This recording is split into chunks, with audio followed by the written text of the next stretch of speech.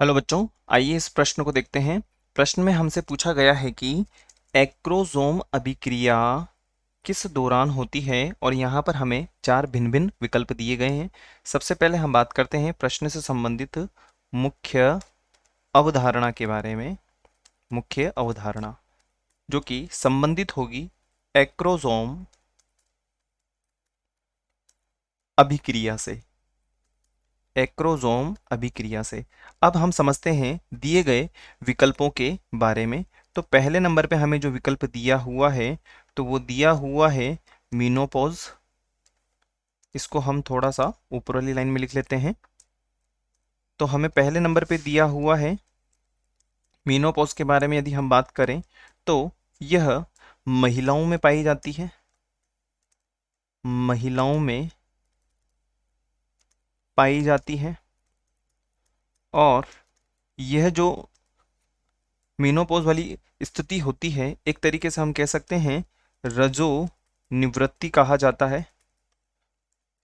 और इस स्थिति के बाद में जनन क्षमता महिलाओं में हम कह सकते हैं कि जनन क्षमता का या जनन क्षमता का जनन क्षमता की यदि हम बात करें तो जनन क्षमता जो है वह जनन क्षमता में कमी या जनन क्षमता का समाप्त होना। जनन क्षमता का समाप्त होना। अब हम बात करते हैं विकल्प बी के बारे में। तो विकल्प बी हमें दिया हुआ है प्यूबर्टी।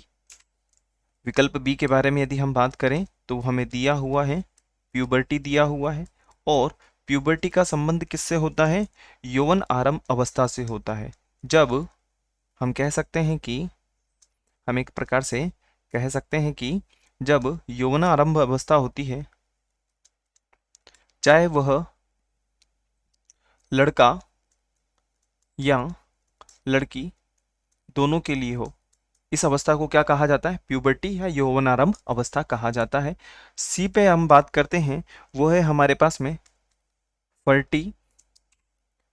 फर्टिलाइजेशन है।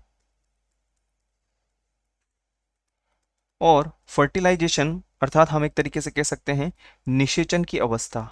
निषेचन की अवस्था। और निषेचन की अवस्था में क्या होता है हम यहाँ पे एक बार देख लेते हैं।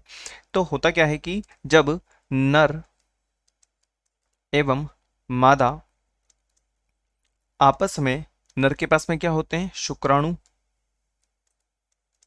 और मादा के पास में क्या होते हैं? अंडाणु। और नर के शुक्राणु अंडाणु के अंदर प्रवेश करते हैं तो ये कौन सी अभिक्रिया करते हैं? एक्रोसोम। एक्रोसोम अभिक्रिया का उपयोग करते हैं। अभिक्रिया का उपयोग करते हैं। और विकल्प डी के बारे में यदि हम बात करें तो विकल्प डी में हमें क्या दिया गया है? कॉपुलेशन दिया हुआ है। कॉप्युलेशन। और कॉपुलेशन की यदि हम बात करें तो ये एक प्रकार से संभोग क्रिया होती है। हम एक प्रकार से कह सकते हैं संभोग विधि या संभोग क्रिया विधि। संभोग क्रिया विधि जिसमें नर एवं मादा भौतिक रूप से मिलते हैं।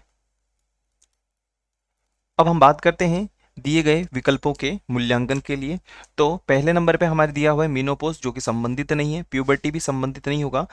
अगर हम बात करें एग्रोसोम तो जो शुक्राणु होते हैं वो अंडाणु को निषेचन करने के लिए, निषेचित करने के लिए और युग्मक का निर्माण करने के लिए क्या करते हैं? फर्टिलाइजेशन करते हैं। अर्थात हम कह सकते हैं कि विकल्प सी हमारा सही उत्तर होगा। विकल्प सी हमारे प्रश्न की मुख्य अवधारणा की पूर्ण रूप से अनुपालना कर रहा है। अतः विकल्प सी हमारा सही उत्तर होगा। आशा है आप इसे अच्छी तरह समझ गए होंगे। धन्यवाद।